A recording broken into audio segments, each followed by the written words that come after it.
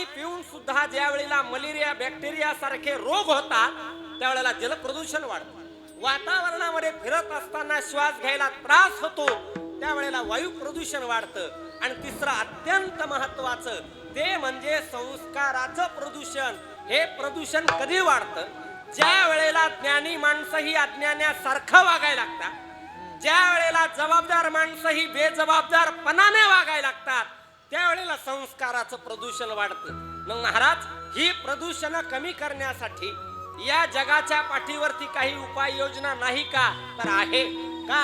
वारकरी संप्रदाय म्हणजे शहाण्या लोकांचा संप्रदाय.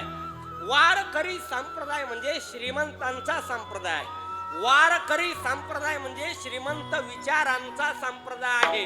आता याच्यात बरेच विषय सोडून द्या. हो, वारकरी संप्रदाय म्हणजे शहाण्या लोकांचा संप्रदाय. शहाण्या लोकांचा का?